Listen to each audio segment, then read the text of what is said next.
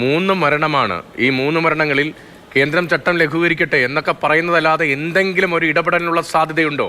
തദ്ദേശ സ്ഥാപനങ്ങൾ ഉത്തരവാദിത്തം നിറവേറ്റാൻ അവർക്ക് പരിമിതി ഒരുപക്ഷെ സാമ്പത്തികമൊക്കെ ആയിരിക്കും. അക്കാര്യത്തിൽ എന്തെങ്കിലും ഒരു അനക്കം സർക്കാരിൻ്റെ ഏതെങ്കിലും ഭാഗത്തുനിന്നുണ്ടാകുന്നുണ്ടോ?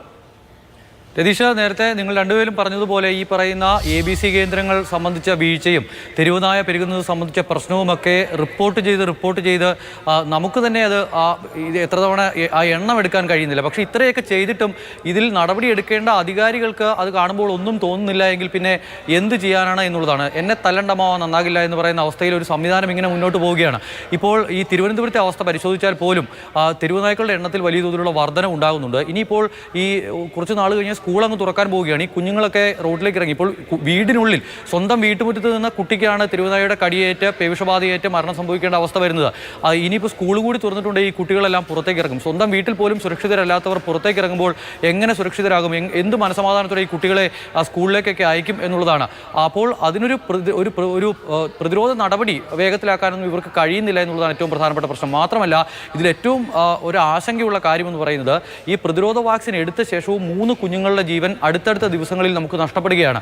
അതെന്തുകൊണ്ട് എന്നുള്ള പ്രധാനപ്പെട്ട ഒരു ചോദ്യമുണ്ട്. ഈ വാക്സിൻ്റെ ഗുണനിലവാരം സംബന്ധിച്ച വിഷയത്തിലടക്കം ചില സംശയങ്ങൾ ഉയർന്നു വരുന്നു. പക്ഷേ വാക്സിനെ ഇത് കേൾക്കുന്ന പ്രേക്ഷകർ വാക്സിനെ പൂർണ്ണമായും നമ്മൾ തള്ളിപ്പറയുകയാണ് എന്നൊരിക്കലും കരുതരുത്. 5 ലക്ഷം പേർക്ക് പ്രതിവർഷം വാക്സിൻ എടുക്കുന്നുണ്ട് എന്നുള്ളതാണ് കണക്ക്.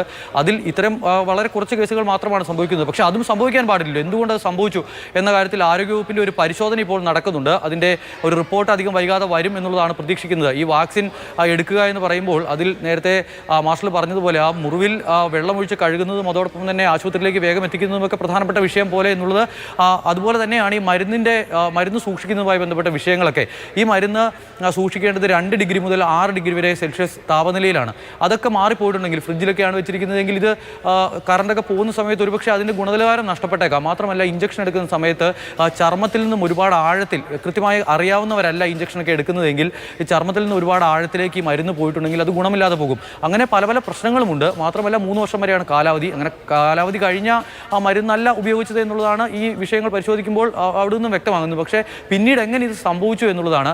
ഈ കുഞ്ഞുങ്ങളുടെ കാര്യം പറയുമ്പോൾ ഇപ്പോൾ മുതിർന്ന ഒരാൾക്കാണ് തെരുവുനായയുടെ കടിയേൽക്കുന്നത് എങ്കിൽ അവർക്ക് കടിയേൽക്കാനുള്ള സാധ്യത ഒരുപക്ഷെ മുട്ടിന് താഴേക്കോ അല്ലെങ്കിൽ അരയ്ക്ക് താഴേക്കോ ഒക്കെ ആയിരിക്കും. പക്ഷേ കുഞ്ഞുങ്ങളാകുമ്പോൾ അവർക്ക് തലയിലൊക്കെ കടിയേക്കുന്ന അവസ്ഥ ഉണ്ടാകും. അപ്പോൾ വേഗത്തിൽ ഈ വിഷബാധ തലയിലേക്ക് കയറാനുള്ള ഒരു സാധ്യതയുണ്ട്. പക്ഷേ ഈ കൊല്ലത്തെ അമലിലേക്ക് മടങ്ങി വരാം. ഇപ്പോൾ